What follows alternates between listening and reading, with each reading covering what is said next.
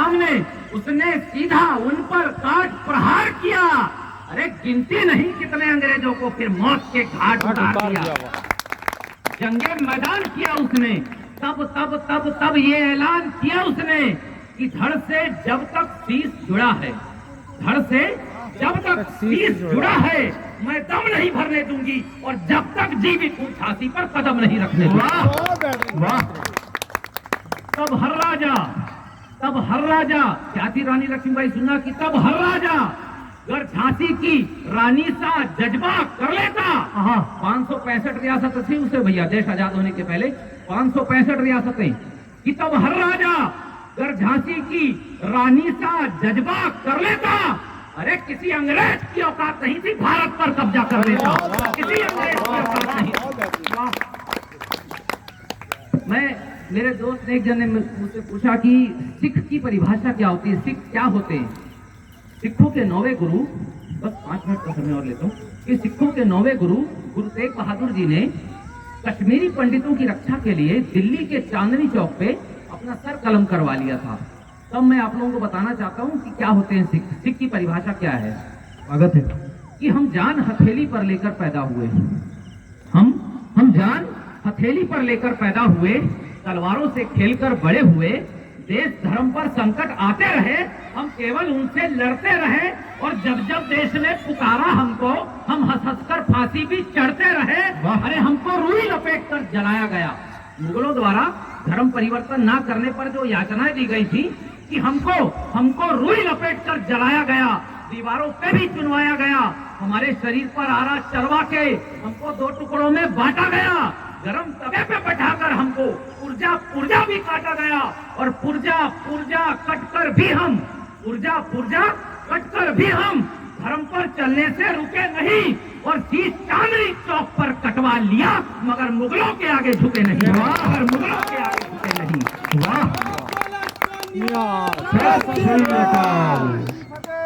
सैनिक की परिभाषा आपके सामने रखता हूँ। सैनिक होता क्या है सैनिक की परिभाषा?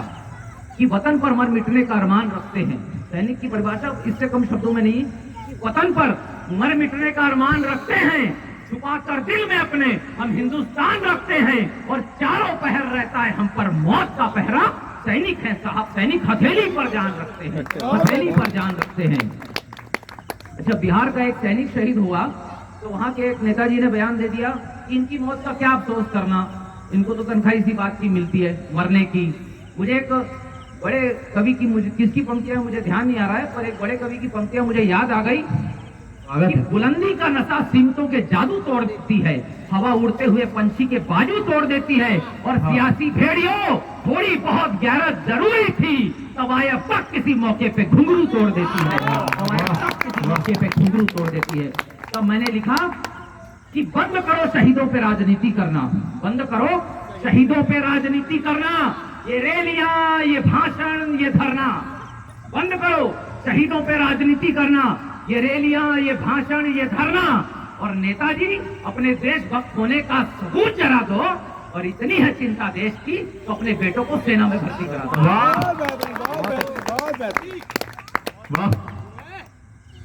कुछ 2 छंद पढ़ता हूँ भारतीय सेना के नाम। स्वागत है कि 48, 65, 71, 99 ये युद्ध जो हमारे पड़ोसी मुल्कों के साथ हुए, कि 1948 से कि 48, 65, 71, 99 इतिहास में दर्ज है ये कहानी शान की। और क्या क्या मैं बतलाऊं, क्या क्या मैं दिखलाऊं, इतनी मिसालें भारतीय सेना के बलिदान की। और बड़े बड़े योद्धाओं ने जन्म लिया यहाँ पर।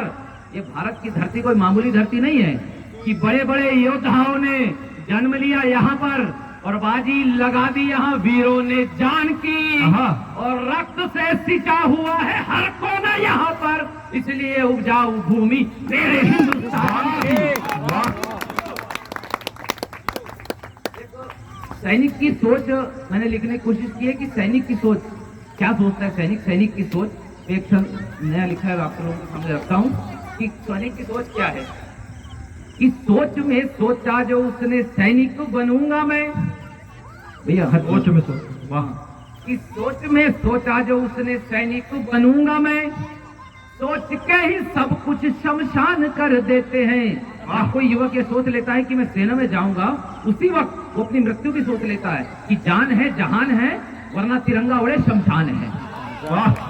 कि सोच में सोचा जो उसने सैनिक बनूंगा मैं, सोच के ही सब कुछ शमशान कर देते हैं। और सोच ऐसी सोचते हैं, सोच ना सकोगे तुम, सोच के ही सब कुछ महान कर देते हैं। सोच ऐसी सोचते हैं, सोच ना सकोगे तुम, सोच के ही सब कुछ महान कर देते हैं। और सोच में ये सोचते हैं साथ क्या जाएगा, सोच में ये सोचते हैं साथ क्या जाएगा, यही सोच सब कुछ कुर्बान कर देते हैं। और सीमा पे सुरक्षा हेतु सैनिक समय पड़े तो सोचे बिना शीश काट दान कर देते हैं। सीमा पे सुरक्षा हेतु सैनिक समय पड़े तो सोचे बिना शीश काट दान कर देते हैं। अभी देहरादून में एक मेजर शहीद हो गए, देहरादून के मेजर विभूति, आपने सुना होगा। उनका शव आया था उनके घर, तो उनकी उतारी हुई वर्दी, उनके आंगन में उनका शव पड़ा, उनकी उतारी हुई वर्दी उनकी पत्नी को दी गई। उन्होंने अपने हाथों में उनकी वर्दी ली और उनकी लाश के सामने खड़े होकर जय हिंद विभूति कहा। पूरे देश ने दृश्य देखा। मैं सलाम करता हूं उस औरत को। 4 पंक्तियां लिखने की कोशिश की है, आप बताइएगा। स्वागत है भैया। कि हर जन्म मेरे फौजी तुझसे प्यार करूंगी। कि पत्नी बोल रही है, लाश सामने पड़ी है, हाथों में वर्दी है और जय हिंद कर रही है। दृश्य अपनी आंखों में रखिएगा कि हर जन्म मेरे फौजी तुझसे प्यार करूंगी। वाह!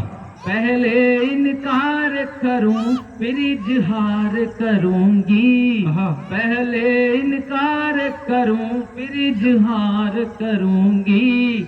जय हिंद मेरी जान, फिर आना तुम लौट के, आना तुम लौट के, आना तुम लौट के। मैं हाथों में वर्दी लिए इंतजार करूंगा, मैं हाथों में वर्दी लिए इंतजार करूंगी। बहुत सुंदर। पाकिस्तान पाकिस्तान बोलकर हमको डराया जाता है। ऐसे पाकिस्तान की बात करना भी नहीं चाहिए। पाकिस्तान है क्या? जितनी पाकिस्तान की जनसंख्या है उससे ज्यादा कैदी हिंदुस्तान की जेलों में बंद हैं और भारत सरकार उनकी सजा कर दे माफ। पाकिस्तान ऐसे ही साफ कुछ करने की। अरे खुली छूट दे दो सेना को, खुली छूट दे दो सेना को, सिर्फ एक दिन की। ये आज तक की हर जंग से बड़ा इतिहास दोहरा देंगे। सुबह निकलेंगे वाघा बॉर्डर से और दोपहर तक लाहौर में तिरंगा फहरा देंगे। वाह! जिंदाबाद। मैं बस अंतिम में दो चीजें और दो बस पंक्तियां पढ़कर मैं अपना स्थान ग्रहण करता हूँ। अभी जो सर्जिकल स्ट्राइक हुई थी, सर्जिकल स्ट्राइक पे देश को गर्व करने का जो समय था, उस पर मैंने 4 पंक्तियां लिखी हैं। आज ही लिखी है, मैं आज सुना रहा हूँ आपके सामने। कि पुलवामा में शहीद हुए जवान जो हमारे सभी, पुलवामा में शहीद हुए जवान जो हमारे सभी, माँ भारती ने गोद में थपक के सुला दिए। मंच का ध्यान। कि पुलवामा में शहीद हुए जवान जो हमारे सभी, माँ भारती ने गोद में थपक के सुला दिए। माँ बाप ने याद किया, लोगों ने भी याद रखा, नेताओं ने 4-5 दिए भी जला दिए। माँ बाप ने याद किया, लोगों ने भी याद रखा, नेताओं ने 4-5 दिए भी जला दिए। और देश की अस्मिता पे बात आई तो प्रधान जी ने, देश की अस्मिता पे बात आई तो प्रधान जी ने फौरन ही फैसले पे मोहर लगा दिए। तब सेना ने उड़ान भरी, रात के अंधेरे में ही जाकर आतंकियों के अड्डे ही उड़ा दिए। तब सेना ने उड़ान भरी, रात के अंधेरे में ही जाकर आतंकियों के अड्डे ही उड़ा दिए। बहुत सुंदर। अंत में सर्जिकल स्ट्राइक की 2 पंक्तियां पढ़कर अपना स्थान लेता हूं। जब देश में सर्जिकल स्ट्राइक हुई, स्वागत है, तो पूरे देश ने हमारे जवानों की पीठ थपथपाई कि बहुत अच्छा काम हुआ, सर्जिकल स्ट्राइक हुई। हमको मंचों से ये सिखाया जाता है कि कविता इशारे का नाम है, किसी का नाम नहीं लेना चाहिए, इशारे में अपनी बात कर देनी चाहिए। जिसने भी सर्जिकल स्ट्राइक के सबूत मांगे, मैं उसका नाम नहीं लेना चाहता, नहीं तो आप लोग समझ जाएंगे मैं केजरीवाल की बात कर रहा हूँ। तो मैं बिना नाम लिए किसी का भारतीय सेना की तरफ से उनको जवाब दे रहा हूँ। अगर मैं जवाब ठीक दे दूं, मुझे तालियों से समर्थन करना। वीर गति को प्राप्त हो जाऊंगा कि मुद्दे बहुत हैं देश पे राजनीति करने को। मुद्दे देश पे बहुत ऐसे मुद्दे हैं जिस पे राजनीति की जा सकती है। आप सेना पे राजनीति करोगे, कवियों का जवाब तो देना ही पड़ेगा स्वागत कि मुद्दे बहुत हैं, और तालियां ऐसी बजाना जो अब तक ना बजी हो, कि मुद्दे बहुत हैं देश पे राजनीति करने को, और उनसे सबूत ना मांगो जो तैयार रहते हैं देश पे मरने को, और जिस पे करो राजनीति तुम। ये कोई धर्म या जात नहीं, और सेना पर उंगली उठाओ, इतनी तुम्हारी औकात नहीं। एक मिनट क्षमा चाहता हूं मैं, अंत में एक पंक्ति और कहना चाहता हूँ, तो मेरे को शांति नहीं मिलेगी। मेरी बटवाए की कविता उसकी अंतिम पंक्तियां पढ़ देता हूँ। मैंने जो भी कहा, स्वागत है, स्वागत है। अंत में की एक मिनट क्षमा चाहता हूँ, मैं भूल गया। कोई बात नहीं, तो मैं भूल गया, समझ आता हूँ, मैं भूल गया। मेरे दिमाग से उतर गई। कोई बात नहीं। बहुत सुंदर आप सभी ने सुना। मैं आप सभी